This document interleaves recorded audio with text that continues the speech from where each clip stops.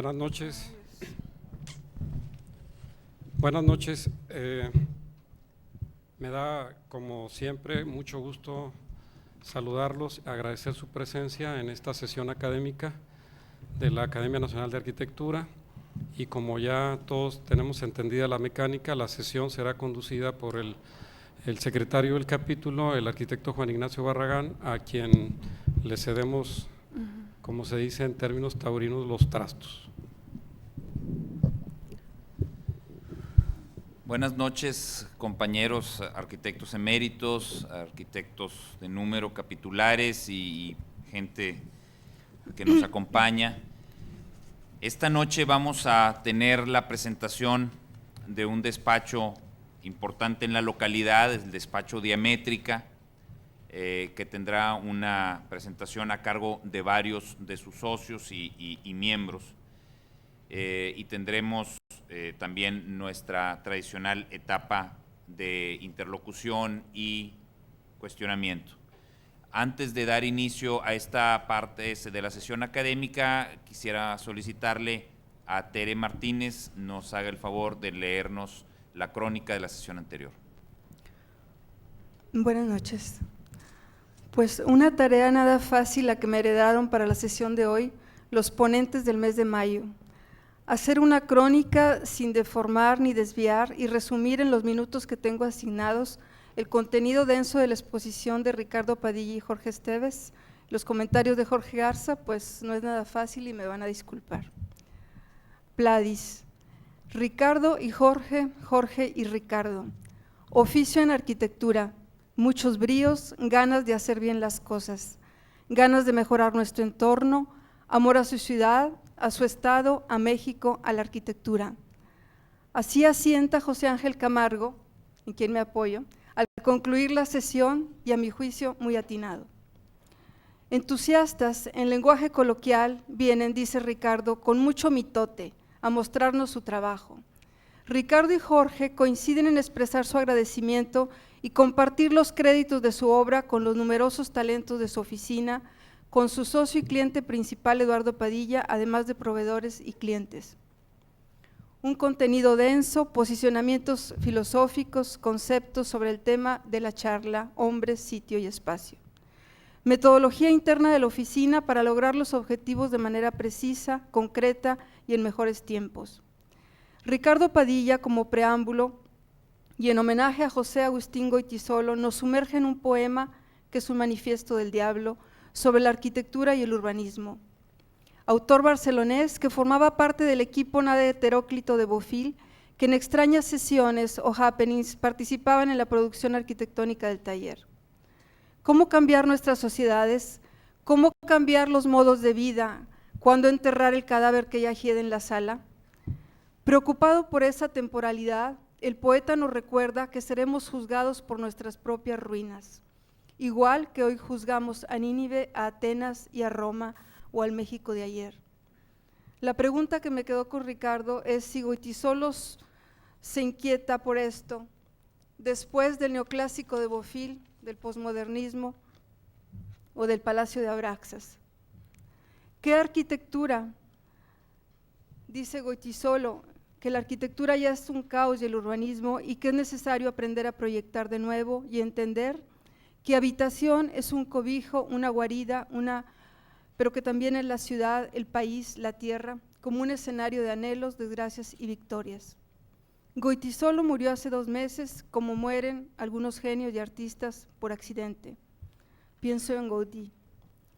A continuación nos ilustran con acetato los planteamientos filosóficos de los que parte su reflexión arquitectónica: hombre, sitio y espacio, la arquitectura como resultante de las diferentes relaciones, su concepción de la cultura como un diálogo, una conversación con el cosmos, con el creador.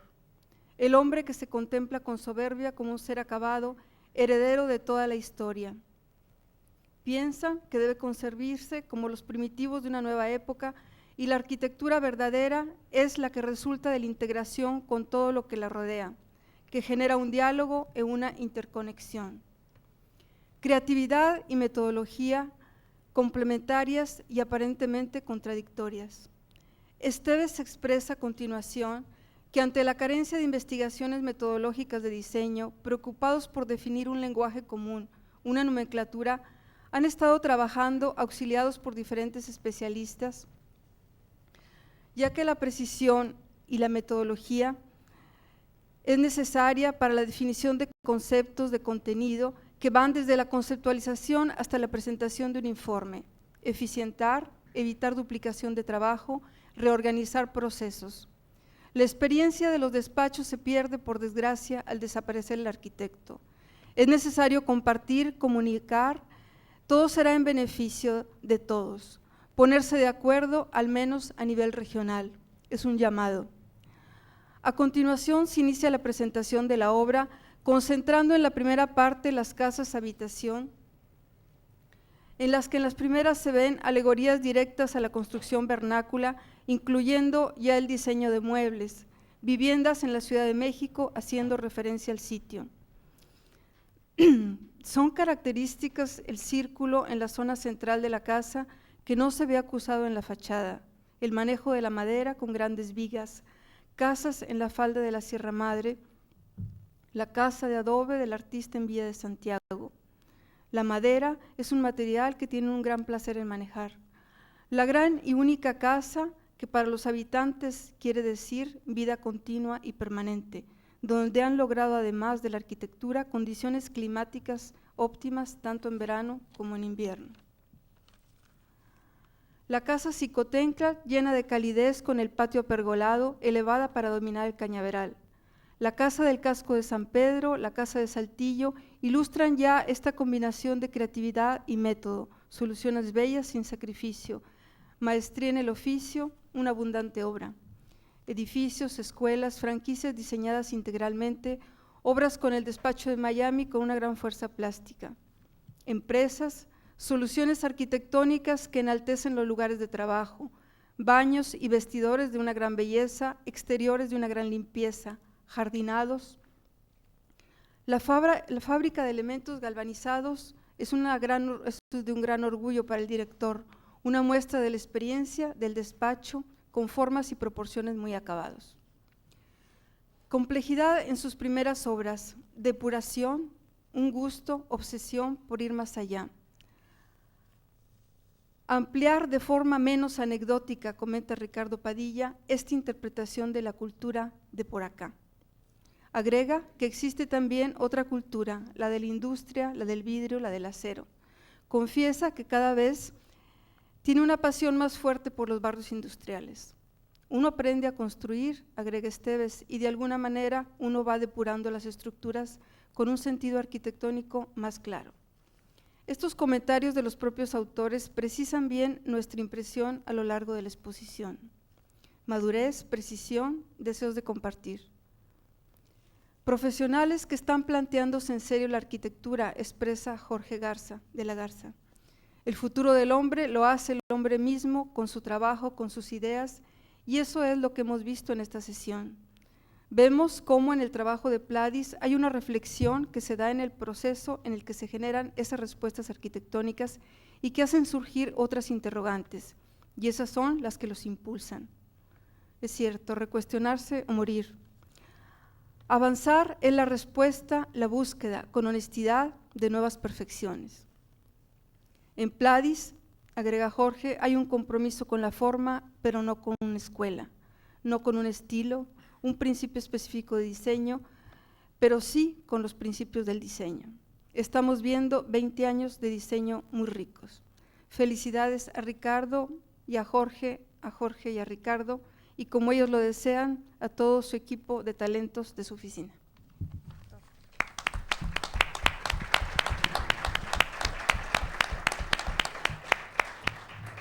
Muchas gracias, Tere, por esta crónica de hoy. Vamos a permitirnos iniciar la etapa de la sesión académica con los ponentes de esta noche. Como decía, es el despacho Diamétrica, encabezado en esta ocasión por uno de sus socios, José Francisco Villalobos, de quien voy a decir unas breves palabras. Sin tener un currículum a la mano, conozco a Pepe desde hace algunos años. Sé que es una persona que ha viajado por todo el mundo, pero con mucha frecuencia en Inglaterra, donde realizó estudios de posgrado. Lo podríamos considerar, además de arquitecto, un analista, un crítico de la arquitectura y del arte. Está acompañado en esta ocasión con una persona que trabaja como invitado en el despacho de Diamétrica, Alfredo Consalvo. Muchos lo conoceremos por su labor como difusor de la arquitectura y emprendedor en la cuestión de ediciones arquitectónicas. Sin embargo, quizás pocos saben que es una persona sumamente interesada por la crítica del arte, la crítica de la arquitectura, que ha escrito en muchas revistas locales y nacionales, incluso algunas en Argentina, como crítico de arte, y en la actualidad ha estado trabajando en algunos proyectos precisamente con esta función de crítico en el despacho de Diamétrica. Asimismo, vamos a tener al final de la presentación la presencia del arquitecto José María Pérez. Esta noche tendremos como moderador al arquitecto Germas Haas, a quien presento desde este momento debido a que es más fácil hacerlo así y para no interrumpir el flujo de la sesión. Germas Haas, muchos lo conocerán, es miembro de esta academia y adicionalmente de este capítulo, perdón, y adicionalmente, bueno, pues ha realizado una muy importante labor docente en el Instituto Tecnológico, donde actualmente actúa como director de la carrera de arquitectura. Entonces, quisiera presentar a ustedes a los miembros del equipo de Diamétrica y en lo particular al arquitecto José Francisco Villalobos.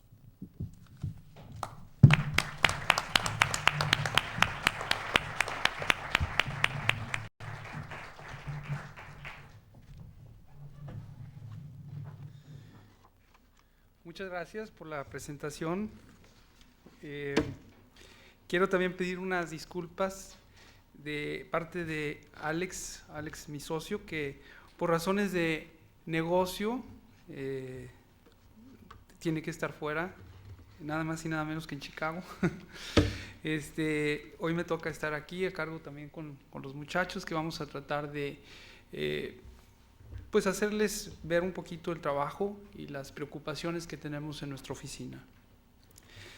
Quisiera empezar con una metáfora, la idea de que el edificio que uno ve, que hay detrás una persona que uno no ve, una responsabilidad, que es precisamente la del arquitecto.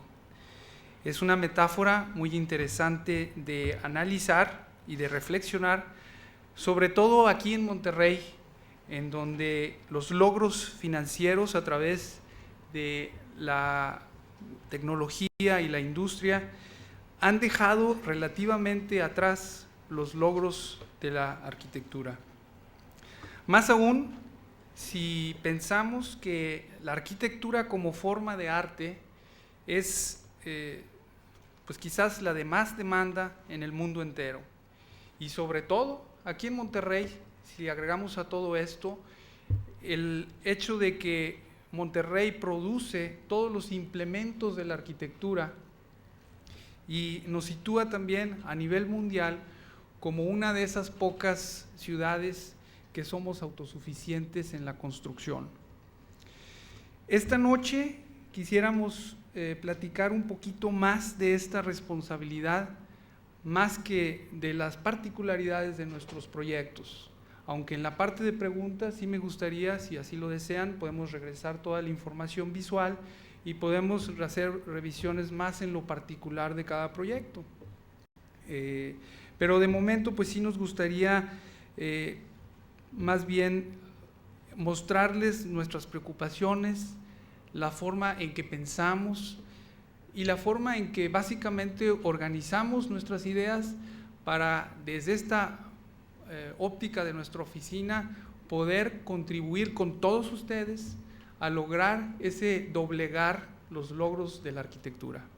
Pues bien, vamos a empezar de esta forma, ya con el cuerpo formal de la plática. Los trabajos que aquí observamos son ejemplos de talleres impartidos en el tecnológico, así como en otras escuelas de arquitectura en el país. La práctica de la arquitectura nos ha llevado a otorgar espacios específicos en las áreas de la pedagogía, la experiencia, la parte experimental y la teoría. Esto funciona como una especie de soporte en el cual nos podemos mover y podemos interactuar y tener interactivamente reflexiones de nuestra práctica. En el campo de la educación creemos firmemente que fortalecer las fuerzas básicas de nuestra profesión es una actividad retroalimentadora de suma importancia y responsabilidad. Poner en contacto a nuestros estudiantes con la investigación mediante los talleres de experimentación facilitan al joven arquitecto su entrada al campo práctico de la arquitectura y sus posibilidades creadoras en el campo de la producción. Igualmente, los impulsa a lograr un enfoque personal de su visión real de nuestra sociedad. En nuestros talleres adoptamos un punto de vista relativista, racionalista y conceptualista, de manera de que las diversas manifestaciones de lo estético no nos confunda en nuestro intento de entender los principios generales que originan la forma y la función. Nuestros ejercicios básicos se desarrollan en el ámbito de la percepción del espacio creado por las cosas, en donde el espacio es asimilado antes de los objetos. El muro, la placa y el muro, la placa y el volumen son algunos de estos ejercicios en donde ejercitamos estos antecedentes. Es un esquema básico de trabajo, se toma en cuenta sobre cualquier cosa el recorrido, el espacio, la relación entre ambos también. La jerarquía matemática entre geometrías completas o perfectas constituyen cuerpos dominantes sobre volúmenes y planos dominados, que restablecen en conjunto un recorrido o movimiento. De manera más particular, el ejercicio se desarrolla siguiendo los cánones de la geometría bidimensional, tomados sus componentes, punto, línea y muros, y las líneas, punto, plano y línea, donde las columnas son los puntos, los muros son las líneas y los espacios pues, son los planos. Así se trabaja de esta manera, independientemente, esperando la armonía en conjunto.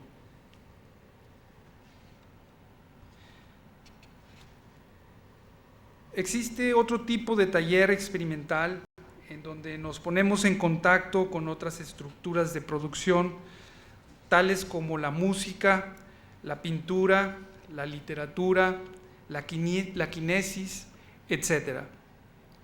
No con el objeto de transmutarlas o traducirlas en posibilidades arquitectónicas, que obviamente esto sería una utopía, sino con el propósito de sensibilizar el ámbito de nuestras inteligencias sensoriales, que nos abran nuevos horizontes en la recepción y en la transmisión creativa. La participación en concursos internacionales, experimentales y de investigación forman un menú relativamente cotidiano en nuestro recetario, en donde podemos decantar el espesor de nuestra teoría y así de esta manera poder efectuar estos proyectos y poderlos implementar en nuestra práctica profesional de una forma a posteriori, ¿no? En nuestra práctica profesional los concursos nos ofrecen también la oportunidad de implementar el fenómeno de la variación. Las generalizaciones en técnicas constructivas siguen el principio científico de reconocer que un cambio en lo particular producirá diferentes resultados en el proyecto global. En nuestros concursos seleccionamos factores técnicos y conceptuales que, manipulados bajo la óptica científica, en el sentido de provocar una sucesión de intentos de hacer y deshacer, que son las condiciones bajo las cuales se llevan a cabo todas el experimento, y de esta forma llegar al grado en que las propuestas antecedentes son hechas equivalentes a los resultados de nuestra práctica. Una vez asimilada la variación, se somete a la reflexión para delinear la forma del proceso. En nuestro taller existe un vocabulario arquitectónico que usamos todos los que participamos en la producción de proyectos. Este vocabulario, con el roce de la práctica, se ha convertido en una especie de diccionario que nos facilita la intercomunicación de tal manera, por ejemplo, cuando hablo de contexto, me refiero al espacio, a la forma, a la técnica y a la función. En el caso de los dos siguientes proyectos, que son Ouroboros, precisamente este, y Autlán, experimentamos la implementación de la variación razón de su peculiar forma estructural. Ouroboros es un edificio corporativo para albergar las oficinas generales de Minera Autlán. En estos esquemas, la técnica cautivó predominantemente nuestra atención, en donde el vocablo técnica conlleva el análisis de la estructura, de la envoltura, de la comodidad del entorno, la seguridad y la durabilidad.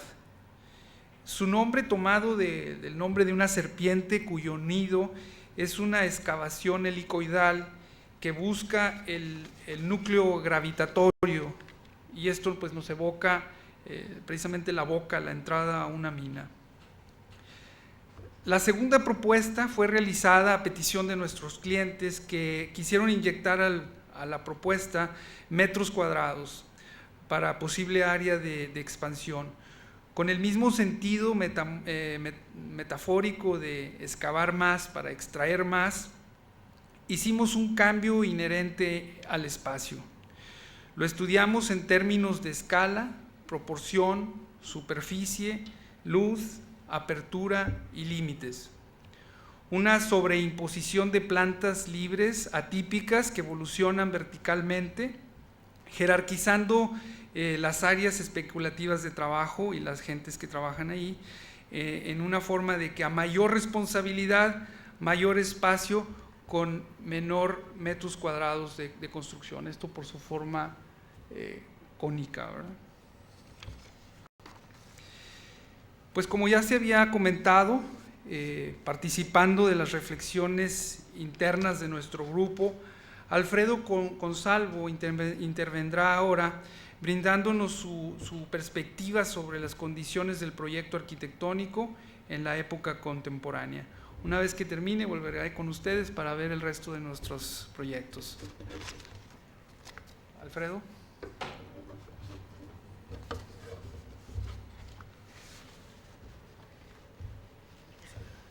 Buenas noches. Mi acercamiento a la arquitectura es como parte de un acercamiento general a la cultura estética. De modo de que la veo como un todo, como un fenómeno sociocultural, probablemente por el hecho de estar imbuido de algunas fuentes, haya algunos términos que no sean propios de la disciplina de la arquitectura. De hecho, el escrito que había preparado se rehizo nuevamente en la intención de manejar un lenguaje probablemente más apropiable. De cualquier manera, algunos términos son ineludibles y pues pido disculpas por lo que no se pueda a lo mejor comprender así directamente. La arquitectura yo la experimenté como todo el mundo, la experimento directamente, pero también a través de las imágenes y mucho a través de lo que son los diferentes discursos teóricos que tratan de comprenderla. De alguna manera llego a la idea de que aparte de resolver cuestiones funcionales, la arquitectura va más allá y se define como una forma de apropiación integral del hombre del mundo. Entonces el escrito tendrá que ver con estas cuestiones y específicamente con una dominante que es el fenómeno de la globalización y es un acercamiento a las contradicciones culturales del proyecto arquitectónico. Y comienzo. La práctica arquitectónica requiere de modelos metodológicos que acompañen la creación del proyecto. Tales modelos proceden de la reconsideración de las relaciones entre teoría y práctica a partir de las realidades dominantes del presente. A la mano están los que se apoyan en conclusiones científicas y posibilidades tecnológicas, postulando la interdisciplinariedad entre ciencias naturales, economía, teorías sociales y psicología de la percepción como parte del complejo que orienta la solución de los proyectos. De este camino de reducción, amparado implícitamente en que lo real es racional, participan propuestas metodológicas del movimiento moderno. Los intentos, por oposición, que amplifican el papel de lo esquivo a sistematizaciones racionales, enfocan primordialmente la experiencia subjetiva del objeto arquitectónico.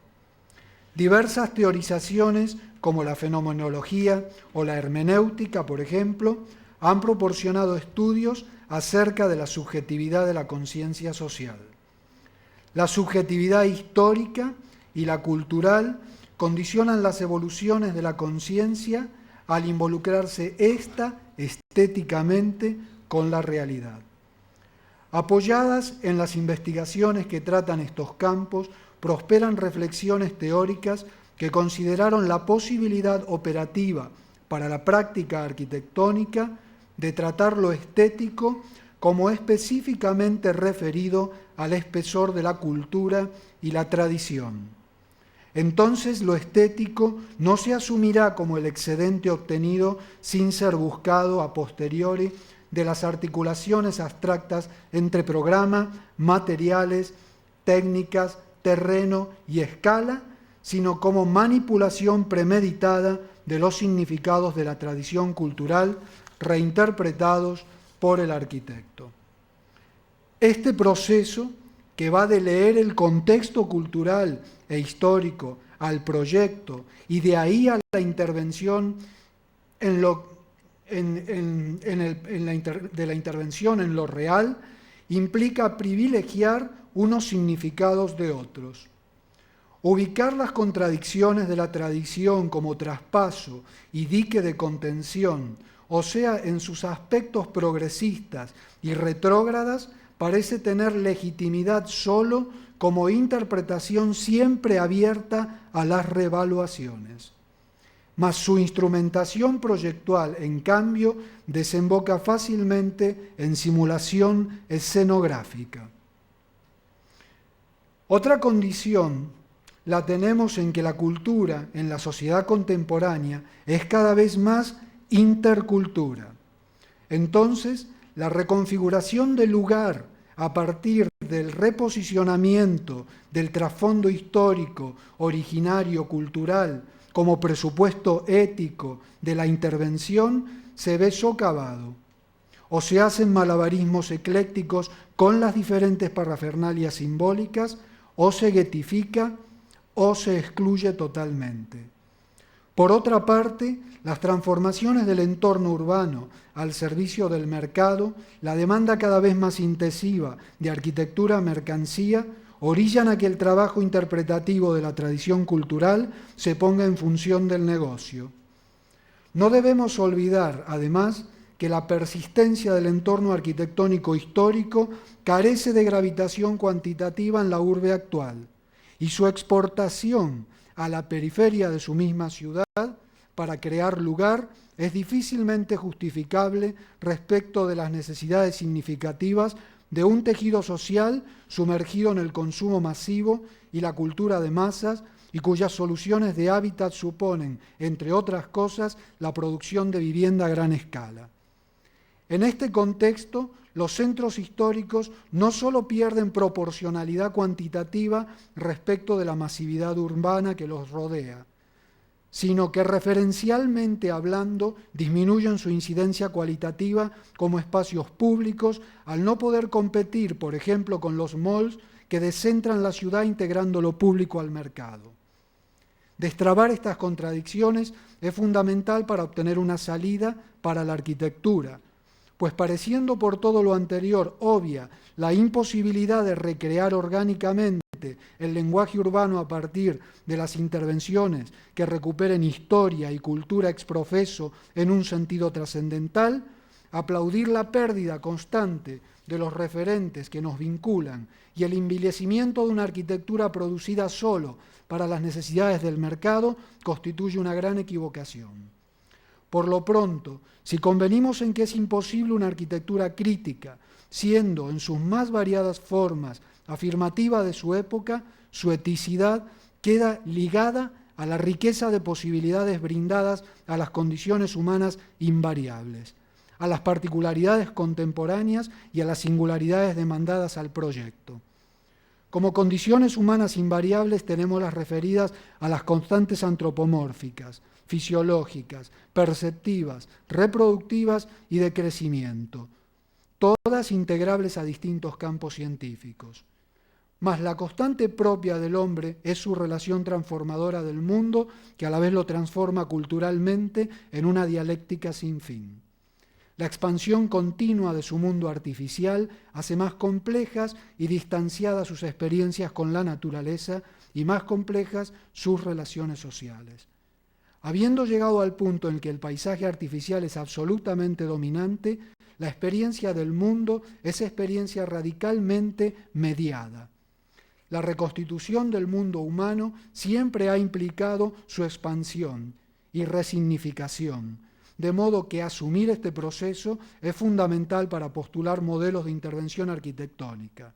Así, arribando a las particularidades contemporáneas de la constante del hombre por excelencia, que es la producción de sus condiciones materiales y significantes, nos buscamos inmersos en la globalización, segmentada del capitalismo tardío, como lo adjetivara hace más de 25 años Tomás Maldonado, director de la relevante Escuela de Diseño de Ulm, cerrada en los 60, preocupado siempre por la racionalidad del diseño ante las condiciones dominantes de la contemporaneidad.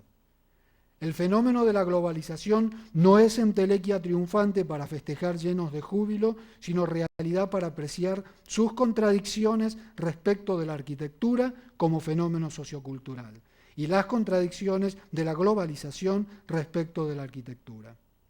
No sería desviarse del tema comenzar a bucear en este complicado problema para inferir conclusiones que sustenten posturas sobre el lugar de la arquitectura respecto de la particularidad a la que la estamos remitiendo, la globalización. Para empezar, la globalización no es un proceso neutro resultado de la cualificación y cuantificación aséptica de la tecnología. Está jerarquizada y estratificada y se ejerce sobre contextos particulares. Por más abarcantes que sean los aspectos negativos de este proceso, solo serán parte del estado general de las condiciones materiales y significativas del hombre. Por lo que así como, en su sentido más legítimo, el reconocimiento de lo que escapa a la racionalidad científica implicó una reevaluación de las funciones arquitectónicas, forzando la teorización de las necesidades específicas de la subjetividad social, como parte del estado general de la cultura de nuestro tiempo, la inercia globalizante propicia nuevas síntesis referidas a la nueva experiencia mediada simultánea del mundo. La orientación práctica de las interpretaciones de la tradición cultural al servicio del proyecto o sea, interpretaciones dirigidas a la recreación de ciertas condiciones significantes que modulen el espectro de significados provocados en la comunidad, es cuestionada en este texto no porque se ponga en duda de por sí la legitimidad de una arquitectura que razone desde el proyecto efectos de pertenencia y autorreconocimiento en el imaginario social, aunque se considere prudente advertir sobre sus riesgos, sino porque los antecedentes histórico-culturales en el presente, en una comunidad dada, en la época contemporánea, son inevitablemente desplazados por lo global. El viaje hacia atrás, al interior de una tradición cultural, en busca de una matriz primordialmente autónoma que nos sirva para reconstituir las significaciones sociales, tiene cada vez más limitadas posibilidades de éxito. Si nos figuramos esto como un cono invertido, la parte superior que representaría las manifestaciones más recientes de la tradición cultural, mientras la inferior tendría que ver con sus raíces, estaría siendo traspasada por múltiples vectores externos que representarían los trasiegos cínicos de los más diversos contextos. El imaginario social hoy por hoy está impelido crecientemente a asumir la pertenencia y el autorreconocimiento culturales y geográficos en lo global. Retomando, es clara la inestabilidad de las tradiciones culturales periféricas por penetración de las dominantes y la de estas por sus frenéticas transformaciones tecnológicas.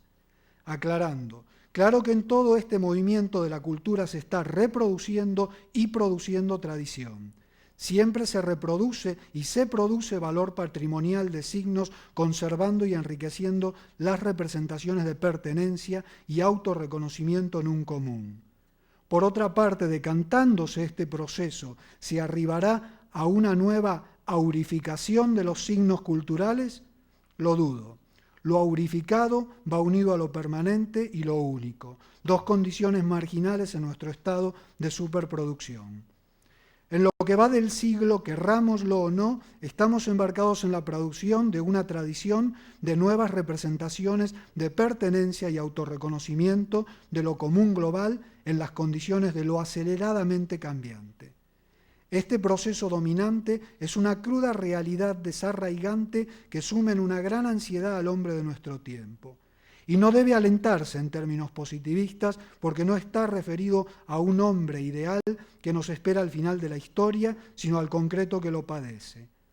En estas contradicciones en que nos desenvolvemos, en mi humilde opinión, en un intento de objetivación sin ánimo alguno de denostaciones de ningún tipo, considero que las producciones que derivan de intenciones de resucitar la esencia de la tradición cultural de un lugar, por más que estén apoyadas en inteligentes elaboraciones teóricas y en un sentimiento profundamente humanista, ocuparán un lugar, y no lo festejo, definitivamente marginal, participando como hechos arquitectónicos nostálgicamente en el despliegue general de la cultura estética.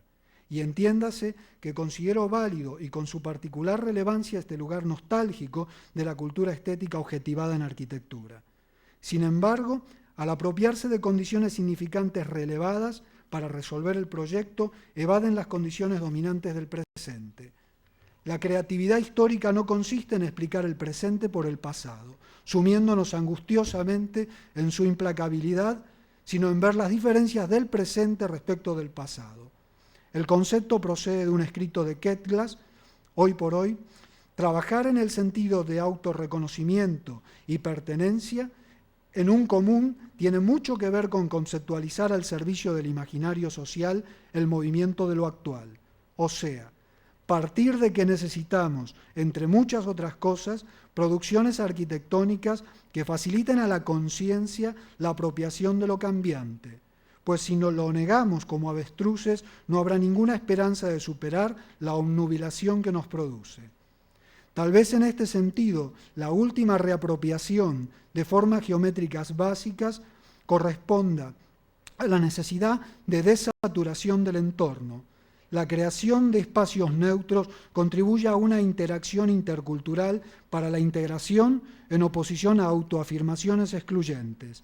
La restitución de necesidades concretas a procesos de conceptualización del proyecto y de ahí al concreto arquitectónico se evidencia como nueva confianza en la posibilidad de extraer lo fundamental, liberándolo de lo secundario. La arquitectura, como sintetizadora del estado de sometimiento de la naturaleza por el hombre y de las necesidades funcionales y emocionales de hábitat para los diversos grupos sociales, no puede en la época actual anquilosarse. La experiencia del espacio y del tiempo es experiencia de un espacio y un tiempo. La experiencia del espacio humano estabilizado, circular en torno a la divinidad, fue barrida por la del espacio descentrado y asimétrico. La experiencia del tiempo como legitimador de arquetipos inmemoriales se trocó en experiencia de lo inmediato aleatorio y transmutado. Si su figura era un viejo barbado, ahora se ajusta más a un mutante. La arquitectura recomprende su lugar, abierta al movimiento flexible de sus recursos metodológicos en correlación con el estado general del conocimiento, cuya fragmentación obliga a la interdisciplinariedad en su tarea de ordenamiento de espacios que, cumpliendo con requerimientos funcionales, permitan variaciones de uso, contribuyan con el desaturdimiento y con provocar situaciones estéticas que potencien la lucidez en un mundo de deshumanización y anestesia. Muchas gracias.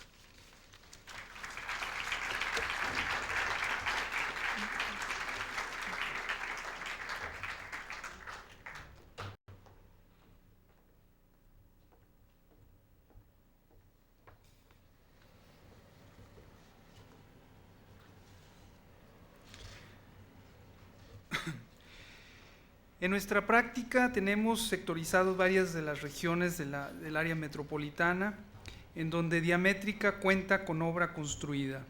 Esto con el objeto de acercarnos de una mejor manera al contexto de las diferentes topografías que conforman nuestra región.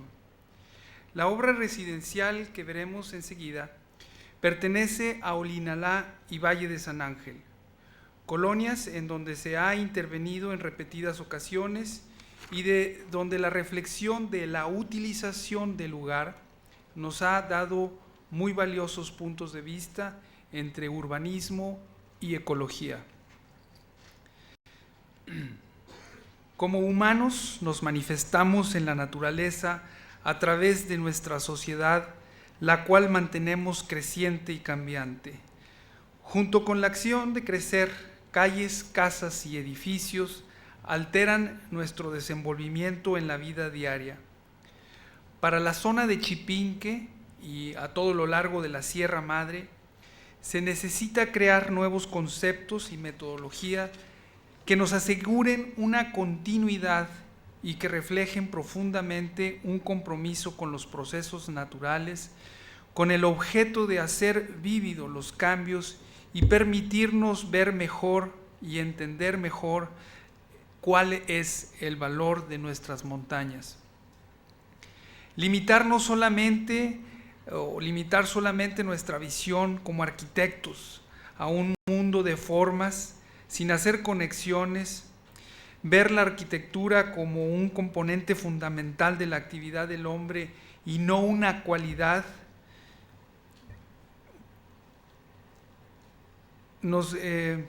esta forma nos restringe, o sería una forma de restringir las metas de la arquitectura. Arquitectura en esta región debe de ser simultáneamente una separación y una conexión con la biología, ya que el hombre es sustancia inseparable de la naturaleza, privilegiado en el mundo animal por su conciencia, una criatura con capacidad de lenguaje, quien permanentemente cuestiona su existencia. Ocupa una única posición de ser capaz de observar todo lo posiblemente perceptible del universo, incluyéndose a él mismo, y así acumular y erigir todo un conocimiento para influenciar y hasta controlar su propia evolución. Este punto de vista no pretende establecer o preservar una dicotomía artificial entre arquitectura y el hombre. Por el contrario, subraya su interrelación su continua integración en el ahora, así como en futuros prospectos. La arquitectura concebida de esta forma sí puede considerarse como parte de la biología, como el hombre mismo. Obviamente, esta particular interrelación requiere de una atención constante, renovadora, con objeto de preservar su más alto significado, sin olvidar que de cualquier forma nuestras obras, nuestras políticas y fuerzas creativas son constantemente calificadas por niveles superiores a nuestro poder: creación o destrucción, evolución o decadencia. Y esto no es para calificar o sentimentalizar la naturaleza. La crueldad de esta es indiferente a los intereses o existencia del hombre. Dios perdona, la naturaleza no. Otra de las regiones en donde hemos contado con obra construida es el sur de Monterrey, Las Misiones y Valle Alto. Lugares que aún ofrecen el esquema de estar dentro y fuera de la ciudad. En este segmento residencial, nuestro despacho pone un esmerado cuidado en la función, entendiendo por función la exhaustiva determinación e interrelación de los siguientes incisos: la necesidad de él o de los usuarios, sus aspiraciones y sus deseos. En este inciso se confirma la sólida participación de nuestros clientes con el objeto de involucrarlos en el proceso de diseño, enterarlo de las posibilidades del medio físico, los materiales, las variaciones climatológicas, la capacidad de servicios, etc., asegurándonos de que el espacio creado nos enseña a usar en vez de adaptar. B. Las restricciones legales. En este inciso se cumple con la normatividad y se trata de consultar con varias instituciones de investigación sobre coeficientes y aspectos de afectación e impacto ambiental. C. Factores económicos. En este inciso se monitorean los alcances y factibilidades de todas las especificaciones con el objeto de asegurar la más alta calidad de la obra. D. El análisis del contexto, orientación, lugar y sus alrededores y la integración al medio físico. En Valle Alto y Las Misiones, nuestro interés es hacer ver la arquitectura como una fuente de uso y no como un escenario de entrada o de salida a la ciudad. Hay que tener cuidado de no confundir paisajismo aquí, que es una idea conceptual, una forma de organizar y presentar composiciones dentro de nuestra ciudad. Las imágenes que aquí vemos trascienden todos los campos visuales. Es un complejo proceso que sostiene la vida, proceso al cual debemos de examinar, comprender, imitar, alternar, derivar, dejar influenciar, responder, recordar siempre que somos y estamos dentro y no aparte de él. Por ello, es necesario que la arquitectura interactúe no solo con el contexto urbano, sino con un contexto mayor, en el cual figuramos como organismos altamente especializados que alteran el medio ambiente. Pensar que la naturaleza se encuentra fuera de nuestra ciudad es una invención de la mente humana. Es no poseer la humildad necesaria para comprender el pensamiento biológico. La continuidad, la conexión, la interpretación, podríamos concluir, son los tres elementos básicos de los cuales debería constituirse el pensamiento urbano. Parte de la dificultad de observar nuestro organismo es que hemos sido educados para verlo y no para interpretarlo. Nuestra visión se inclina a ser lineal en lugar de reveladora. Nosotros, los arquitectos, con esta visión lineal, nos apoyamos en el sitio como medio perceptual para definir un proyecto. Indudablemente, la arquitectura es algo visualmente físico, Por lo tanto, un proyecto arquitectónico no debería de ser exclusivamente una respuesta a una constelación visual percibida a primera instancia. He aquí el momento de manejar la trilogía que da cuerpo al pensamiento urbano: conexión, continuidad e interpretación. Y por último, la región comprendida dentro de la ciudad. Arquitectura aquí es un elemento funcional dentro de un proceso de cambio y crecimiento. Dicho proceso es una forma de mensaje que nos sugiere una actitud o comportamiento. Mucho de lo que podemos ver hoy en día en nuestra ciudad es una radiografía de nuestros problemas latentes. Lo que en este momento la colección de arte da en importancia a Marco, nuestro Museo de Arte Contemporáneo, de la misma forma la arquitectura lo hace para con nuestra ciudad. Tanto los artistas como los arquitectos, quieran o no reconocerlo, son abrazados por la moda del mundo contemporáneo. Toda época describe estilos. Actualmente se caracteriza por la supremacía de lo visual como oposición a las alternativas tactilares o cinéticas. Nuestra civilización es una civilización de imagen. Josh Matore, en su ensayo sobre el espacio existencial, observa cómo en el siglo XV existía una marcada preferencia por el sentido de sitio o lugar. Para el final del medievo se transforma en un periodo donde el rol principal es la luz y el color. Hoy en día es la forma quien absorbe nuestra atención y particularmente su posición respectiva en el espacio. La noción de ser espectadores de eventos a pequeña y gran escala, en lugar de ser participantes, reafirma el gran peligro de la arquitectura. Si la analizamos exclusivamente desde el ángulo de su percepción visual, ubicamos nuestra situación personal antes de poder definir nuestra condición en términos espaciales. Con una vista viajera, contemplamos nuestro medio ambiente, siendo que en el punto de vista biológico anida el reconocimiento de que somos más de lo que en realidad podemos ver. La naturaleza es real, la tocamos y podemos ser tocados por ella. No somos meramente observadores de sus fenómenos, sino participantes altamente sensibles. Remotos huracanes como Gilberto, el frío o el calor, todas las interminables variaciones del clima nos afectan.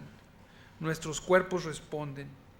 La ciudad no es solo una serie de estructuras o un almacén de imágenes a las cuales observamos diariamente. Nuestra comunidad es física y requiere de nuestra participación. La realidad diaria es una red tejida de sentimientos y energía de la cual nuestra arquitectura está formada.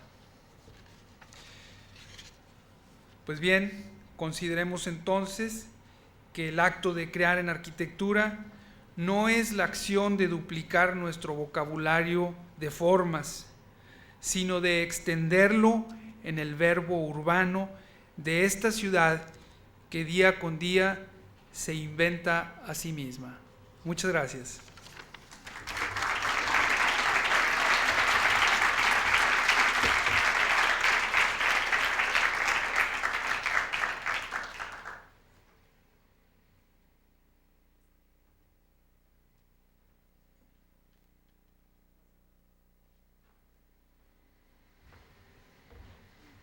Ahora presentamos aquí al arquitecto Haas, que es nuestro interlocutor, nos va a dirigir unas palabras.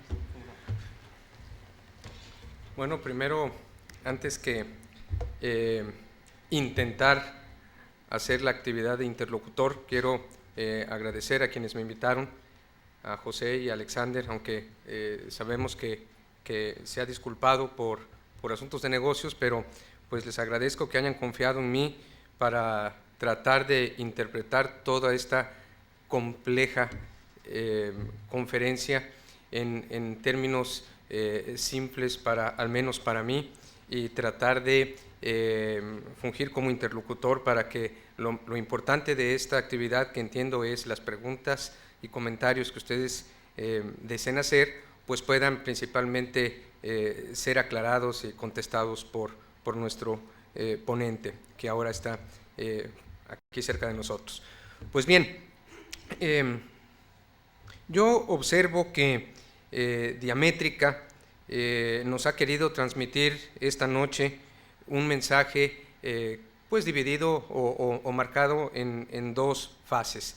Uno, de la primera actividad que nos señaló, la liga que tiene con la educación, con la enseñanza de la arquitectura, y la otra parte que se relaciona a su trabajo mismo, apoyado esto con una teoría que sustenta complejamente el trabajo hecho por Diamétrica. Retomando el tema y pensando e invitándoles y pidiéndoles su apoyo, que de estos dos temas principales puedan salir la mayoría de los comentarios o preguntas, pues puedo aclarar un poco más de ello.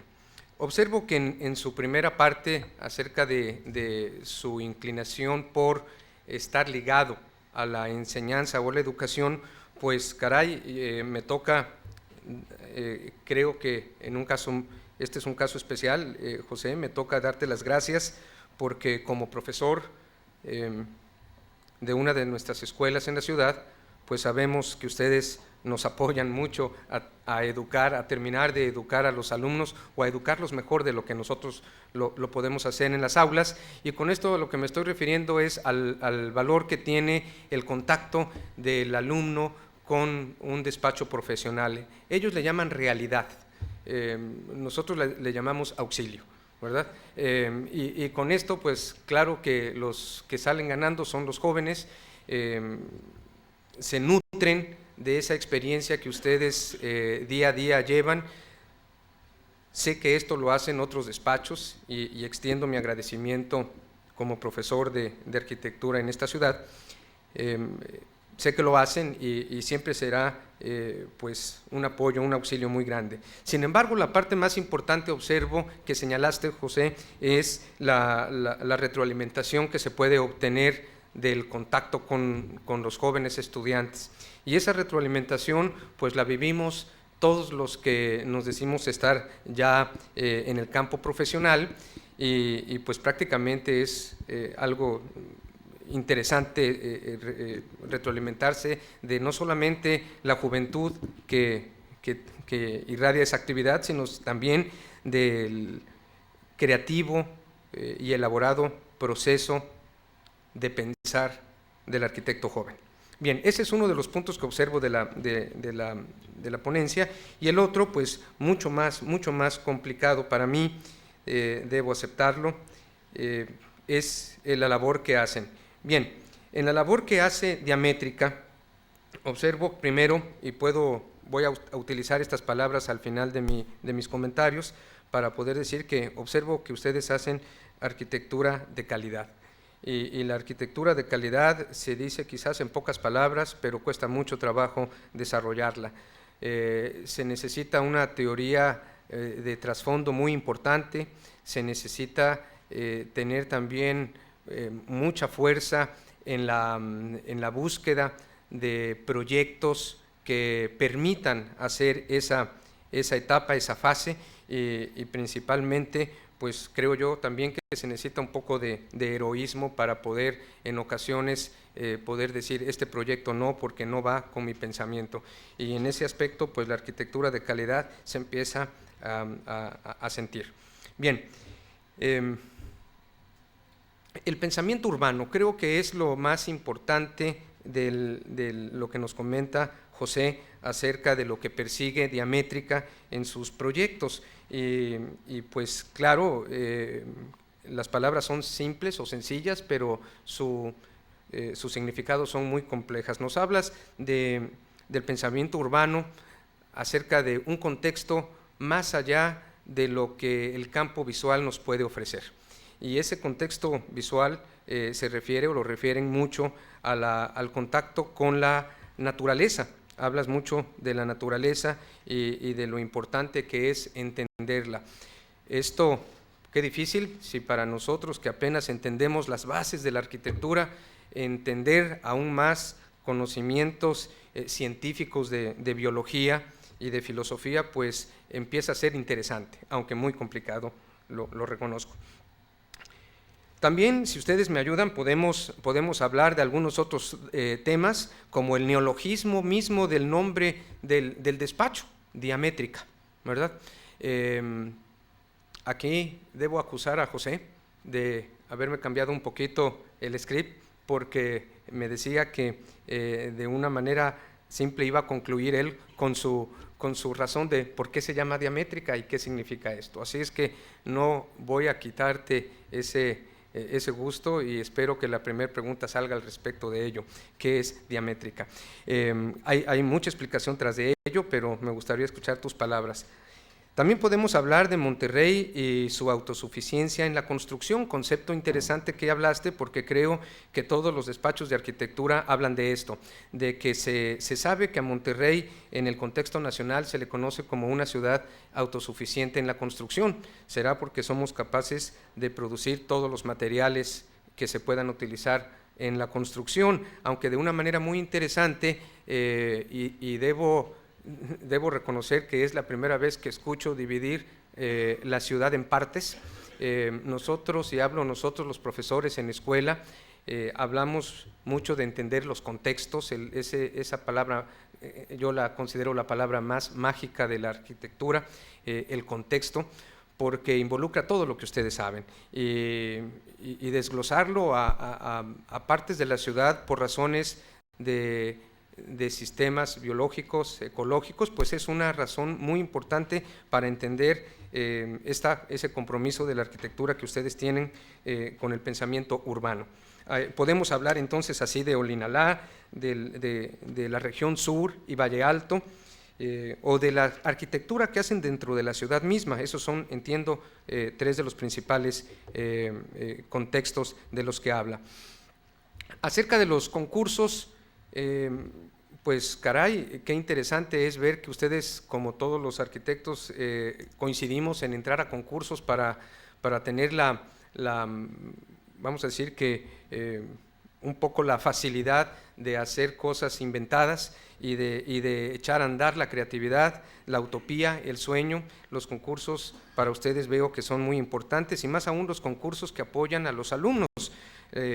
A los estudiantes que están con ustedes en su despacho, les han apoyado mucho a esto de los concursos. Hablan de los talleres. También podemos, si ustedes así lo desean, si ustedes gustan, podemos hablar del muro, la placa y el volumen, y esa frase que por ahí no pude terminar de acotar, pero que intentaba decir que con los trabajos de talleres de exploración acerca del muro, la placa y el volumen, no desean que la inquietud estética impida explorar algo más. Ese algo más fue lo que se me quedó en el tintero. Ojalá que puedas ayudarme a explicar. Podemos hablar de la utopía, de que la música, la literatura pueda convertirse en espacio. Creo que podemos tratar un poco de ello si algunos aquí que estamos sentados creemos en esa utopía. Y bueno, pues realmente, por último, creo que podemos hablar del vocabulario.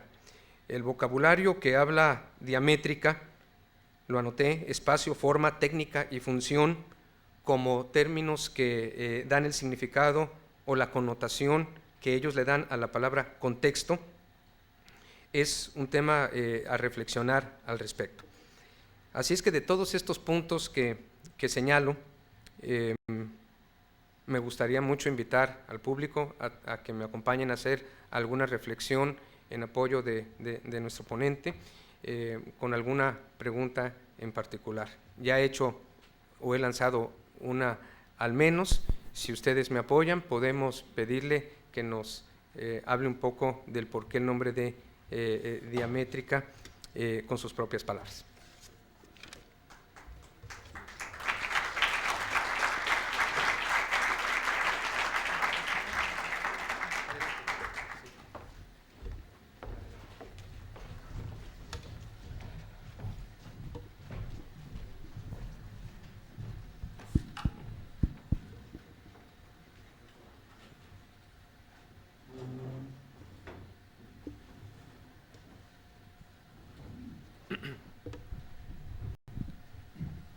Bueno, ¿sí me escuchan? Es una pregunta muy interesante. Obviamente diamétrica es un nombre inventado en el cual hemos intentado darle un significado con el proceso de nuestro trabajo, ya que nuestros edificios, nuestro trabajo mismo, consideramos que el objeto en sí le queremos llamar casi que proceso, ¿verdad? Entonces, para nosotros lo más valioso que hay en todo esto es el proceso. Antes de la conferencia y desde hace ya tiempo hemos venido precisamente hablando sobre diamétrica y el trabajo. Creo que Alfredo tiene aquí una relación más cercana posible a lo que podría ser el significado de diamétrica, que está compuesto de día y metros, medida. Bueno, en realidad yo no le puedo otorgar un significado a algo que en realidad surgió mucho tiempo antes de que yo me ingrese a participar del diálogo interno de diamétrica. Y dentro de ese diálogo interno solamente en la instancia probablemente más irrelevante, o sea, en la que no tiene que ver con la práctica directa, sino con la resonancia de alguna manera crítica, ideológica, que se refiere a un trasfondo más abarcante, ¿no? Y probablemente más lateral. Sin embargo, hay una parte anecdótica del nombre y aparte una posibilidad reflexiva respecto de él. La parte anecdótica se refiere a que José Villalobos, estando en Inglaterra, tuvo conocimiento de unas exploraciones de la forma geométrica, unas exploraciones que en realidad tenían que ver con determinaciones del diámetro en relación con formas geométricas diversas, y surgió a partir de estas exploraciones un nombre llamado Diametric, y ese nombre gustó concretamente. Y de alguna manera, en una forma lúdica, simplemente se traslada a nombre de un grupo de arquitectura. Y esto nos habla de muchas cosas. En esencia, el nombre tiene una evocación por digamos, la fascinación que la geometría puede causar en los integrantes, y también nos habla de una esencia, que es la esencia del juego. O sea, en diamétrica no hay una visión, digamos, o por lo menos es lo que yo puedo apreciar por la relación interpersonal que conozco de hace bastante más tiempo, antes de integrarme en este sentido, una relación, digamos, racionalista cuadrada, sino que siempre está incluido una parte lúdica, se podría decir, una parte de juego. Es de alguna manera, para mí, la resonancia que tiene la remisión de diamétrica a esas exploraciones de la forma a partir de sus relaciones con el diámetro. Pero ya, digamos, desde mi exploración ya personal, y que, como comentaba antes, juega con otras fuentes, entre estas la semiótica, para mí, o sea, la teoría de los signos, para mí un signo, o sea, en este caso el nombre diamétrica, no es un significado de un signo, o sea, no es a lo que se remite el signo, o sea, al origen, en todo caso anecdótico, y a las posibilidades de sacar ahí algunas ideas. Para mí, un signo, cuando está instalado también, bueno, y no para mí, sino para las teorías semióticas y lingüísticas, cuando está instalado en la realidad, suscita y provoca connotaciones en el momento mismo de instalarse. Y en esas connotaciones puede haber ningún tipo de relación con respecto al significado originario. Yo paso por ahí, me encuentro con un cartel en una calle desolada, enorme, y que dice diamétrica, no sé absolutamente nada de ese nombre, y finalmente me puede evocar algo. Bueno, a mí me evocó algunas cosas. En primera instancia, claro que también sí modulé ese significado con una fascinación por lo racional, por lo geométrico, por lo medible. Pero después, ya en un plano un poquito más aplicado, me involucré con la raíz etimológica, y no la refería a diámetro, sino a la construcción diamétrica. El juego entre las dos partes. Entre las dos partes. Entre las dos partes. En el caso de este juego, pues métrica me lleva a metro, me lleva a medida, y día me lleva a la raíz a lo que quiere decir las dos en griego a través de. Por ejemplo, si decimos un análisis diacrónico, quiere decir un análisis a través del tiempo. A través del tiempo. ¿Verdad? Entonces a mí esto me suscita a mí, digo, es muy, muy personal, ¿no? Pero bueno, a mí me habla de un viaje a través de la medida, o sea, de ir a través de la medida y ir a través de la medida de los espacios arquitectónicos. Bueno, pues no es medirlos así en el sentido físico, sino en un sentido filosófico, es establecer valor.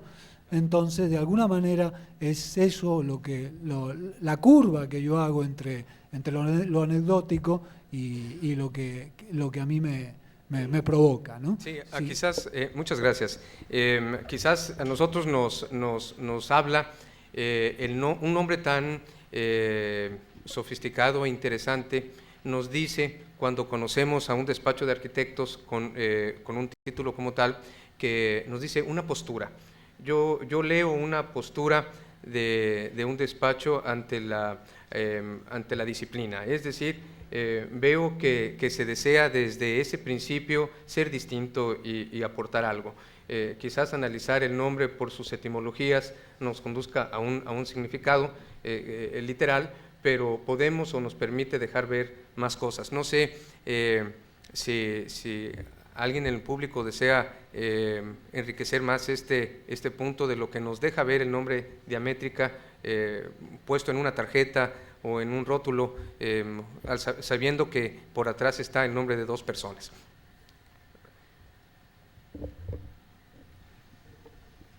Bien, pues gracias, porque la pregunta esta que he lanzado pues ha sido quizás contestada entre las dos partes, ¿verdad? Y bueno, pues les invitaba, podemos hablar, creo que de la parte del pensamiento urbano, ¿verdad? El pensamiento urbano, que es el tema que le das a la explicación de lo que está de fondo, José, ante todos los proyectos, desde el punto de vista de aportar más allá de lo visual un enriquecimiento a la arquitectura, y particularmente en un lugar tan complicado como es el nuestro en Monterrey. Hablas mucho de la naturaleza y de la biología. ¿De qué manera me gustaría pedirte el auxilio de entender no solamente el propósito del mensaje, sino de qué manera podrías comentarnos algo específico en los interesantes proyectos que nos muestras, por ejemplo, en Olinalá? ¿En dónde está esa consideración que nos invitas a reflexionar dentro de los proyectos? Bueno, toda esta inquietud ha salido precisamente de cometer el pecado, ¿verdad? O sea, te puedo hablar del mal porque he cometido el pecado en esa forma. Hemos tenido experiencias, en particular en Olinalá, en donde hay muchas áreas en donde pues definitivamente no debería de construirse. A lo que yo me refiero es que debemos de tener de alguna forma mucho cuidado, establecer consensos. Por ejemplo, si hablamos de climatología, yo no he sabido de algún concurso que pueda establecer las bases para hermanar a nuestro gremio de arquitectos, a nuestra profesión, y que podamos tener las bases consensadas para tener una expresión de una arquitectura regional. Los campos son muchísimos, en donde podemos interactuar y el tener este cuidado esmerado para hacer las cosas y poder pues empezar a tener ese respeto a nuestra región, ¿verdad? Hemos hecho un viaje. Hace una semana estuvimos en Estados Unidos, un grupo de arquitectos, y los comentarios eran eso, o sea, la forma en que la ciudad definitivamente es una separación, es una agresión al medio físico, pero con el uso, con la integración, se manifiesta este grado de limpieza, de conexión, es una expresión de la sociedad, ¿verdad? La arquitectura. Entonces sí es un proceso no de una sola oficina, es un proceso de toda nuestra profesión, darnos la mano y empezar a establecer consensos para poder actuar, ¿verdad? Aquí tenemos solamente sacar el permiso en desarrollo urbano, y pues qué bueno, me da gusto que nos exijan que el reemplazar árboles, pero son cosas que francamente son mínimas. Debería de haber más, yo he tenido la oportunidad de sacar permisos, por ejemplo, en Inglaterra, y puedo comparar la cantidad de cosas y de cuidados que hay para el cuidado del medio ambiente, ¿verdad? Entonces es un proceso muy largo, de mucho tiempo. Creo que hemos tenido más de alguno aquí problemas con los permisos, por ejemplo. Hace poco el reglamento, la normatividad estaba muy escueta, y sin embargo con el crecimiento de la ciudad hemos caído en una saturación a estas oficinas, y yo les entiendo porque están saturados, quizás no cuenten con la el personal necesario para calificar en tiempo y como es debido, ¿no? Cada uno de las solicitudes. Y esto pues puede ser, son ejemplos que he dado así de diferentes aspectos, pero esto es un principio, ¿no? El consensar todo cuidado al medio ambiente.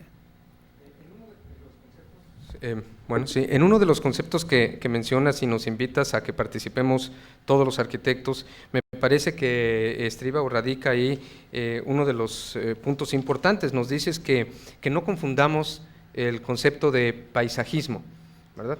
Que no lo confundamos. ¿Es esto una intención de reconocer que tomamos prestado imágenes ya utópicas del campo y las traemos a la ciudad, y dentro de ello el salvamento del verde, o es un concepto más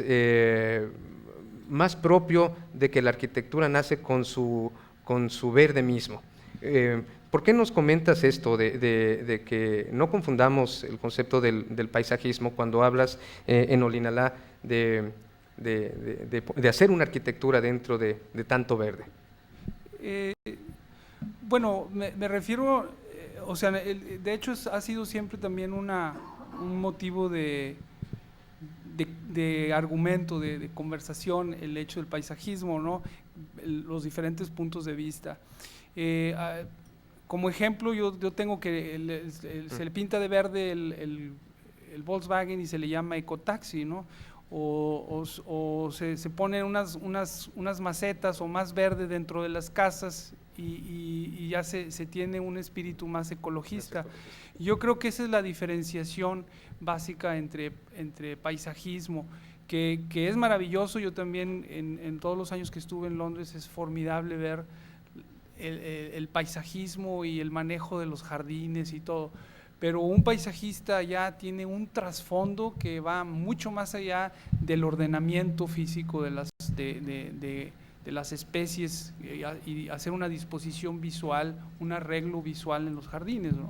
De hecho, para sustentar la vida de esas especies en diferentes acomodos, ya tiene un estudio muy complejo y muy complicado, la elección de ciertas especies para que estén en tal lugar, rematando tal punto, ciertos tipos de árboles para protección de los vientos, todo este tipo de cosas que conlleva a una visión mucho más profunda de simplemente disponer elementos en una forma y con una connotación de composición, ¿verdad? Sí, sí, tú lo has dicho, no confundir una acción ecologista con una actitud ecológica, ¿verdad? Y con el ejemplo del ecotaxi nos es claro, ¿verdad?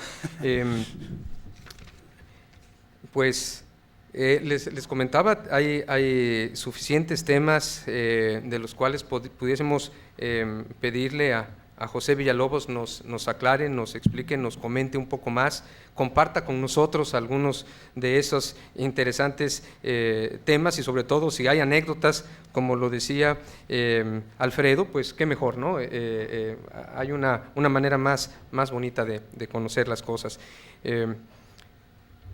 Invito al público a participar en algunas preguntas. Muy bien. ¿Tenemos micrófono, Ignacio? ¿Lo quito? ¿Para quién es? Ya. Muy bien. Adán, ¿cómo estás? Bueno, Sí.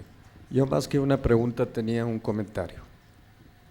Monterrey es una ciudad que, teniendo todas las posibilidades constructivas y, como se ha dicho, la producción de todos los materiales para hacer arquitectura, se resiste mucho a la modernidad.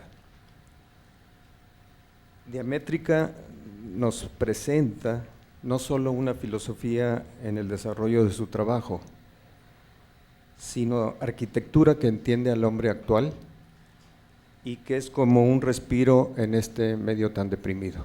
Yo quería felicitarlos. Gracias. Muchas Pues gracias, arquitecto. me uno a ese comentario. Sí, verdaderamente, decía yo, hace arquitectura de calidad en el concepto más amplio que la calidad significa, y el mismo concepto que tú aclarabas cuando se hablaba del campo visual o de una calidad de espacio, una calidad ambiental. ¿Sí? Adelante. Gracias. Yo creo que estábamos un poco temerosos, o al menos en mi caso, de tomar el micrófono porque cuesta un poco trabajo son demasiadas ideas las que se vienen a la mente y es un poco difícil de ponerlas en orden. Viene al caso un poco con lo que acaba de comentar el arquitecto Adán. Primero que nada, felicitarlos. De acuerdo también con el arquitecto Germas, se nota un muy claro intento de hacer arquitectura de calidad y, como decías, pues se dice fácil, pero es muy complicado, muy difícil, hay que, ahora sí que sudar la gota gorda, ¿no? O sea, se nota que es un despacho grande, no lo conozco en el sentido físico, pero por ahí alguna vez tuve oportunidad de platicar con Javier Sordo y vaya que él tiene un despacho grande, creo que tiene más de 60 gentes trabajando con él, y me decía que todos los proyectos deben ser tomados como si estuvieras en las grandes ligas, ¿no? A eso me refiero con el término un gran despacho. Claro. También felicitar a Alfredo porque, bueno, cuesta trabajo comprender todo, pero siento que fue una radiografía clara, exhaustiva también, de cómo estamos, cómo está la arquitectura local, nacional y mundialmente, ¿no? Mi pregunta, para ya concluir, ya que me extendí tanto, ¿no? No, adelante. Sería, por ahí me acuerdo de alguna de las tantas frases, ¿no? Pero algo que me llamó la atención es el que los proyectos, había algunos proyectos que pudieran quedar marginados. Si no recuerdo bien cuál era la idea, no sé si pudieras ahondar un poquito en eso. Y bueno, la propuesta de su despacho está claro, ¿no? Está clara. Otra pregunta sería ¿qué recomendación o qué propuesta para que no se quede este tipo de proyectos de calidad o de arquitectura de calidad en el sentido amplio, ¿verdad? Vaya, como decía el arquitecto Villalobos, es todo un proceso, ¿no? Un edificio es todo un proceso desde su concepción, desde que llega el cliente contigo, desde que se idealiza, se proyecta, se ejecuta. Un proyecto de calidad pues requiere mucho esfuerzo de muchas partes, pero ¿cómo no dejarlo o no dejar esos proyectos en minoría? También mencionabas, Has, del compromiso de hacer a un lado aquellos proyectos que no quiero usar la palabra no te gusta, ¿no? Sino simplemente no coinciden con tu forma de ver las cosas. ¿Cómo no quedarnos en el gran clasificación de arquitectos incomprendidos, ¿no? Yo siento que los arquitectos buenos pues son el gran ser humano incomprendido por la gente y como decía el arquitecto Lozano, pues la prueba está en que la ciudad tiene muchas cosas que están muy mal, ¿no? Arquitectónicamente. Claro. Yo creo que la pregunta y tu comentario es extenso, pero muy directo a que Alfredo nos pueda decir un poquito de cómo rebasar ese nivel de una arquitectura meramente visual, y al decir visual, por favor, no se entienda la connotación estética o formal nada más, sino que valore nada más al hombre en un escenario y no en una calidad de espacio. Aunque la pregunta es extendida y ahora yo la estoy haciendo más complicada, creo que, Alfredo, por favor, dinos cuál es tu opinión. Yo tengo parte de la respuesta y que no me voy a quedar con las ganas de decirlo, pero por favor,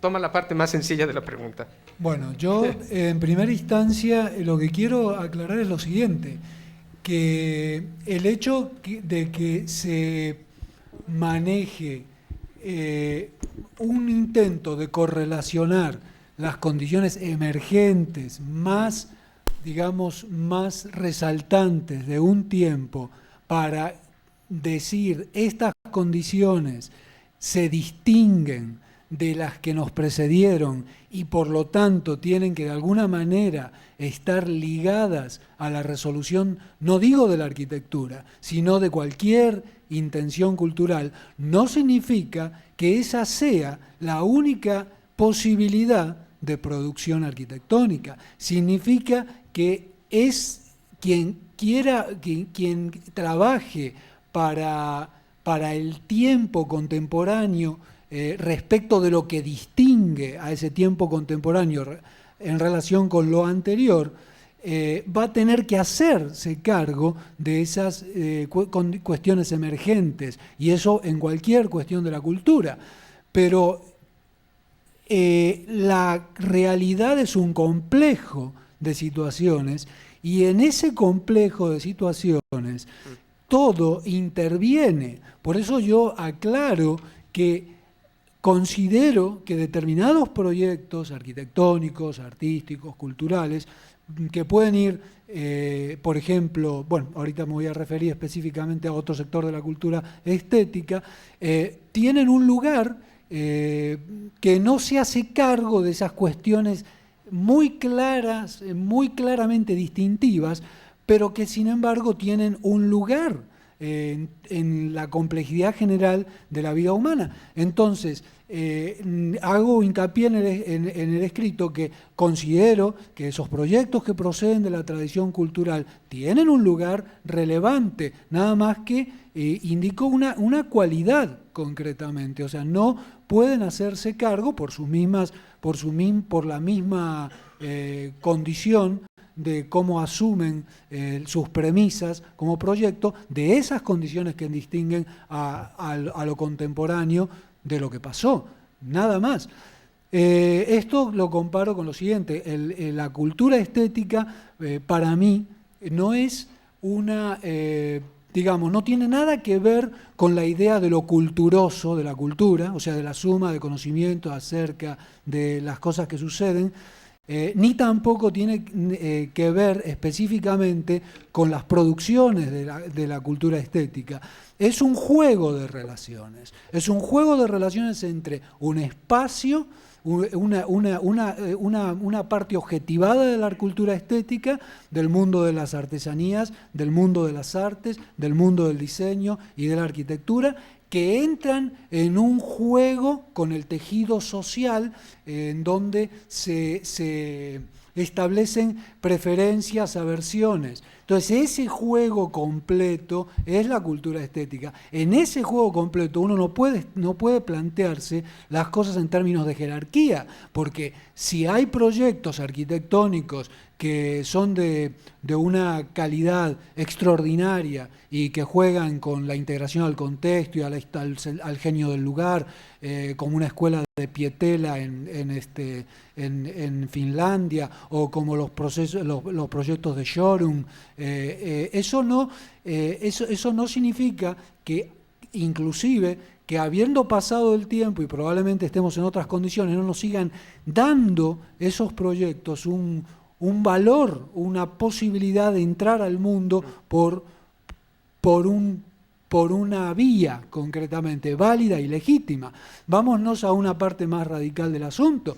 Las artesanías están verdaderamente desfasadas como sistema de producción respecto de nuestra contemporaneidad, y sería una verdadera estupidez considerar que habría que dejar de hacer artesanías o fundamentar eso. Están retomando un lugar dentro del complejo de la cultura estética, en un nivel de los medios masivos de comunicación, probablemente en una explicación más positivista, un medio de comunicación como lo es la televisión desplaza a la radio, pero no se establece una jerarquía de invalidación de la radio, sino un reposicionamiento de su condición más o menos dominante. Este es el punto de la cuestión. Lo que pasa es que, de algún modo, mi enfoque no tiene que ver con la resolución de proyectos específicos que finalmente tienen que conjugar desde necesidades del cliente hasta cuestiones de programa. Y en esas necesidades del cliente pueden estar el intentar evocar, por ejemplo, en una discoteca determinado espacio de Tanganica. Entonces, y entramos con lo intercultural, sino que en la entrada mía está tomándose la arquitectura como fenómeno sociocultural completo y una dominante dentro de este fenómeno sociocultural completo, que sería, digamos, la que distinguiría las condiciones en donde se desenvuelve este fenómeno cultural completo, ¿no? Es por ahí por donde viene la explicación. En cuanto a las cuestiones de proyecto y visualidad, las relaciones de lo visual, yo las entiendo en la arquitectura en dos formas. La arquitectura es una refigura y no es un entendimiento personal, es de un filósofo llamado Georges Lukács, y no es aparte reciente, son pensamientos de los 60, 50, 60. Él entiende que hay una refiguración mimética de la arquitectura respecto de las fuerzas naturales que se expresan en la estática de la obra, y que a esa refiguración se suma una refiguración mimética del estado de las funciones sociales de uso para los grupos sociales, pero que finalmente hay una última inflexión en la que realmente la arquitectura se hace arquitectura, en que es la dación de forma estética que finalmente suscite una emoción en correlación con el estado general del tiempo en que se dé, ¿verdad? Entonces, la idea de la resolución de lo visual para mí procede no de una, digamos, manipulación formal a priori, sino de trabajar en profundidad estas cuestiones. Muy bien. También, sin embargo, Alfredo, señalaste algo en particular, porque el principal entendido de este comentario es que que sí podemos hacer algo directamente, o así lo comprendía. Hablabas de la necesidad de manejar el espacio o formas neutras, y digo o formas porque sí alcanzaba a entender geometrías básicas. ¿Son las geometrías básicas esa parte o esa tercera inflexión a la que te refieres cuando se da forma al mimetismo de las necesidades, al mimetismo del lugar, y estas son las que deben traducirse a la neutralidad? Bueno, de hecho, no es porque me interesen las formas neutras en especial, sino porque en el contexto de mi escrito, lo que yo hago hincapié es en la necesidad de tomar una condición que es el movimiento cambiante del tiempo actual, en el tiempo de la globalización, y tratar de llevarla a una posible categoría estética. Las categorías estéticas en la historia del arte no tienen una, digamos, existencia eterna. Hay categorías estéticas como la de lo sublime que surgen en determinado momento de la antigüedad, y las categorías estéticas como la de lo grotesco refigura la realidad de otro modo y sirven para recomprender la realidad, y surge muchos siglos posterior, ¿verdad? Y nos incluye todavía en la actualidad a través de todas las producciones del expresionismo. Yo creo que todas las categorías estéticas no surgen por la iniciativa, digamos, personal de alguien o porque le late, y en todo caso, si surgen de ese modo es porque en realidad están referidas a una condición general que las está determinando. Yo creo que el movimiento en todo lo que va del siglo debe asumirse como una condición para trabajar estéticamente la obra. Porque finalmente, si entendemos la obra artística como la posibilidad, probablemente como una de las posibilidades altas de aprender el mundo, bueno, habría que hacerse cargo de esas condiciones. Entonces, en esa relación de entre lo neutro y la geometría y lo que yo estoy diciendo, precisamente lo que yo quiero esquivar es la relación mecánica y naturalista, porque del movimiento ha habido muchos intentos en la arquitectura por dar cuenta de él. Tenemos, por ejemplo, las casas de Archigrán con patas moviéndose, o sea, si se mueve la realidad, se mueven las casas. Yo no creo que esa sea una salida realmente desde el punto de vista cognoscitivo del ser humano, ¿verdad? Tenemos también toda la experiencia que es vernácula de los gitanos. O sea, los gitanos se dan un hábitat de movimiento constante, ¿verdad?, efímero y cambiante. Tenemos a lo largo de la historia una serie de experiencias del movimiento, como las megaestructuras que hacen los situacionistas en los 50, que se autotransforman, ¿verdad?, que pueden cambiar sus partes, o las megaestructuras de Sidre Price. Hay una serie tenemos la casa Schroeder en Utrecht de Rietveld y la señora Schroeder, donde los paneles internos en 1920 son movibles y son ubicadas por Banham en un escrito como una casa cibernética. Tenemos un proyecto que vi, por ejemplo, en una evaluación que me invitaron para hacer para alumnos de noveno semestre de Gabriela Pérez Rendón, que manejaba una estructura totalmente neutra, y que ese proyecto iba a incorporar espacios virtuales que se iban a cambiar como un menú de restaurante a gusto y piacere del usuario, y eso es otra forma de tratar el movimiento, probablemente más pragmática. A mí me interesaba contraponer esa cuestión. Probablemente lo que necesitamos frente al movimiento es una arquitectura que lo estabilice, y una arquitectura neutra, una arquitectura de formas geométricas básicas, bueno, por lo menos es una arquitectura que dice existo menos, existo más ordenadamente, y lógicamente que esto se liga al less is more de Mies van der Rohe, menos es más. Claro, muy bien. Alfredo, José, esta parece ser interminable y no puede dejar de ser interesante el seguir charlando con ustedes. Les agradecemos mucho la presentación que nos han hecho y yo creo que me voy a atrever a hacer algo y contestarle a nuestro arquitecto compañero que dice que si físicamente no conoce el lugar, bueno, pues es oportunidad para ir a charlar un poquito más con José y con Alex, que, repito, no está, pero por favor, transmítanle nuestro agradecimiento también. Muchas gracias. Muchas gracias a todos.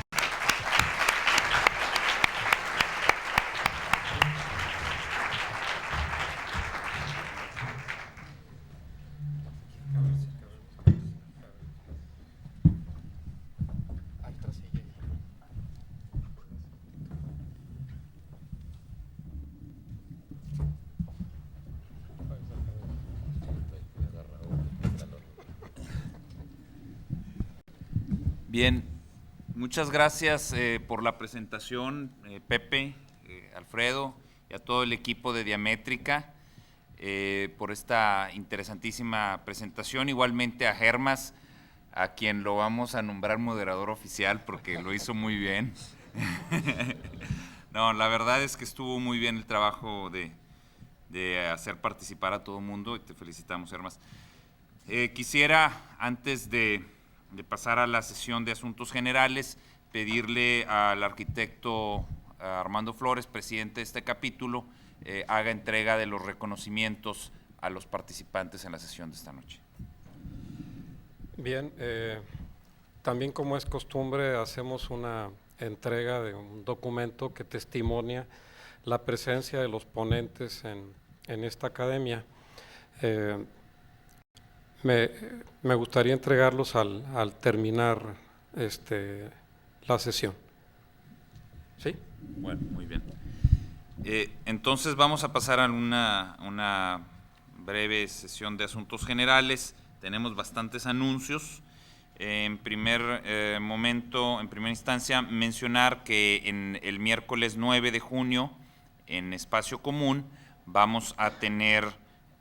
se va a tener la presentación del buen amigo Mario Ceruti, quien hablará del tema Economía y Empresariado en el Norte de México, 1848-1998. Como todos sabemos, Mario ha venido realizando importantes investigaciones sobre ese tema. Estas sesiones de Espacio Común tienen lugar en el Museo Metropolitano de Monterrey, en el centro, a las 7 de la noche, recuerdo, este miércoles 9, y la entrada es libre. También un anuncio del Museo del Vidrio que comunica a los participantes en el concurso que ha organizado para el diseño de piezas. Quizás alguno de ustedes ha enviado alguna propuesta para este concurso, que se ha aplazado la fecha de entrega de los trabajos para el día 18 de julio del presente año. Si alguno de ustedes está interesado por esta información, puede comunicarse para mayor detalle con la licenciada Julieta Treviño a los teléfonos que les podemos indicar para no alargar. También otro evento que en esta ocasión pues nos da mucho gusto poderlo anunciar, la Asociación de Amigos del Museo del Obispado, Asociación Civil, van a presentar el día jueves 10 de junio, este jueves, en el museo, el libro El Obispado a través de la historia. El presentador será el licenciado Alfonso Rubio y Rubio.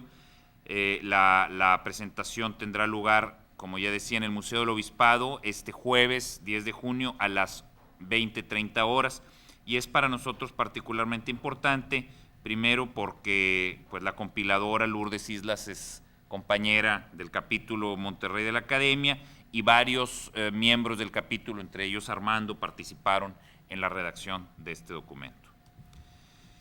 Vamos a ver, esta noticia la anuncias tú, ¿verdad? Ok.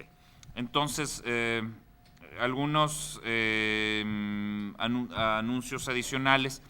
Tenemos que el día 16 de junio tendrá lugar la premiación en el premio CEMEX.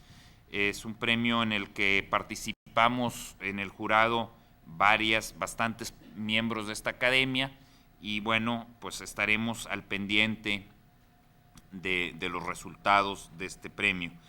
Adicionalmente tenemos algunas publicaciones que queremos darles a conocer. Por una parte se estuvo repartiendo aquí en la entrada, para quienes no lo tengan pues les podemos conseguir un ejemplar de la hoja de arquitectura. Es una publicación realizada por la Universidad de Nuevo León. Sí, es del Instituto de Investigaciones Arquitectónicas de la Facultad de Arquitectura de la Universidad de Nuevo León. El coordinador de la publicación es nuevamente el arquitecto Armando Flores, pero no le estamos haciendo publicidad esta noche, pero ha salido muy galardonado. En todo caso, pues nos da mucho gusto de que tengamos más de estos tipos de publicaciones en la comunidad, y bueno, si alguien está interesado, no alcanzó un ejemplar, les podremos conseguir uno. También nos llegó a la academia un ejemplar de la revista El Arquitecto. Es el órgano oficial del Colegio de Arquitectos de la Ciudad de México y de la Ciudad de Arquitectos Mexicanos AC. De este sí no les podemos obsequiar un ejemplar, pero si alguna persona tuviera interés en conocerlo, ya sea ahorita o en las oficinas de la Secretaría de la Academia, podrían consultarlo. Y tenemos por aquí también un anuncio, pero yo creo que tú lo puedes dar video con esto, ¿eh?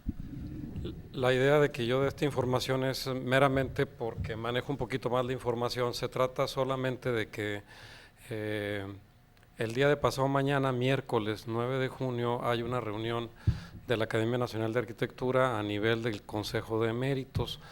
En esta reunión es importante porque se aprobará el nuevo estatuto de la Academia Nacional de Arquitectura, y motivo por ello tendremos una reunión el lunes 21 de junio para los académicos.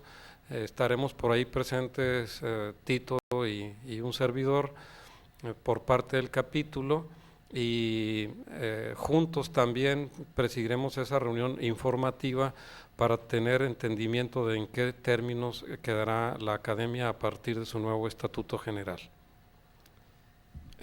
Es respecto a esa nota.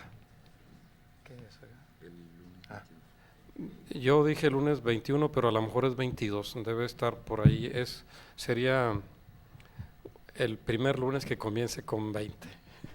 Ok. Es que entendí que lo hizo mal. Bueno, entonces ahora sí podemos pasar a la entrega de diplomas, señor arquitecto. Bueno, sí, con el gusto de siempre. Bueno, y al mismo tiempo pues, una mini reflexión respecto a lo que hemos estado viviendo en esta reunión.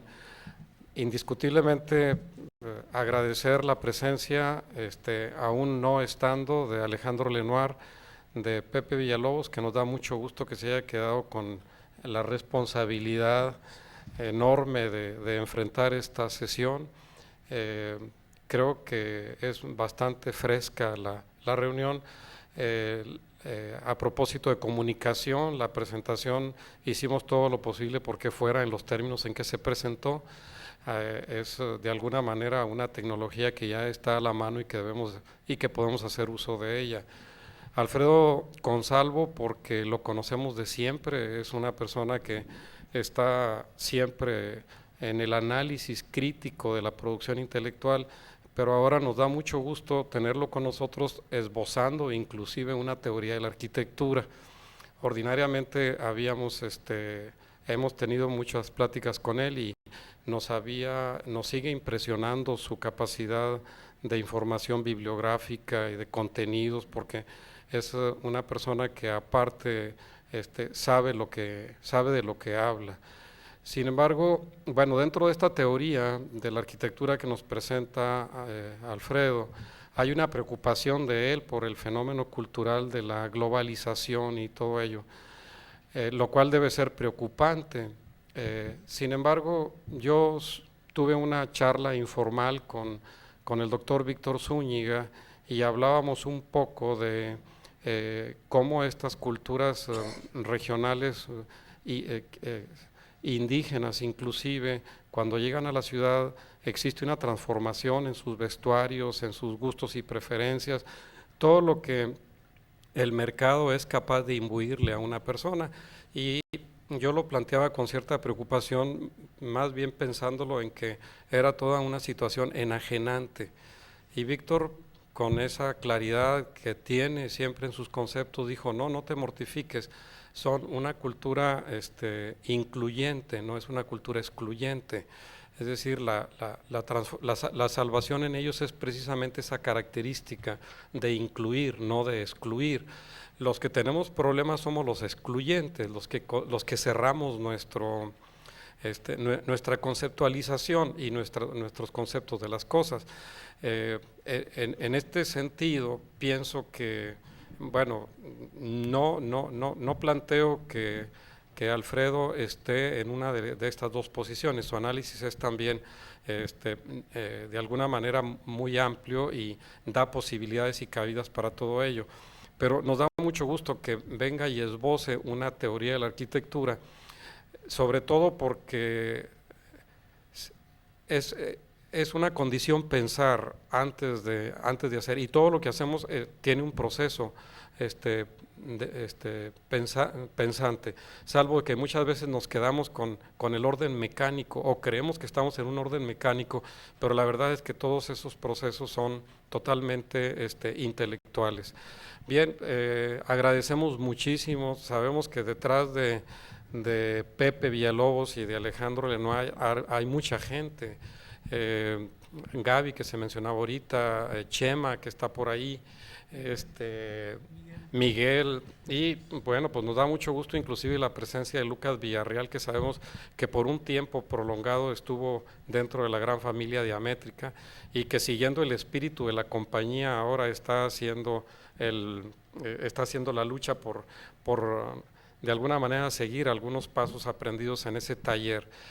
El haber presentado a Pladis anteriormente y ahora a Diamétrica implica la conciencia de que es un taller de arquitectura que está al alcance de cualquier egresado, de cualquier arquitecto. Es interés de la academia reflexionar sobre estas posibilidades y creo que los resultados son bastante obvios. Lo de Pladis fue excelente y Diamétrica, por supuesto, también es excelente. Por todo esto antes dicho, pues me da mucho gusto en este análisis de nosotros mismos, en este análisis regional, en este análisis de autoevaluación. Pues nos da mucho gusto la presencia de Pladis, nos da mucho gusto la presencia de Diamétrica y bueno, la próxima sesión procuraremos tener un panel bastante importante sobre arquitectura regional y el presente inmediato. Para esto les extendemos la invitación para el primer lunes de julio y esto va a estar también bastante interesante. Esperamos volver a contar con su presencia y nuevamente agradecerle a Diamétrica la oportunidad y posibilidad que nos da de este acto reflexivo en torno a la arquitectura.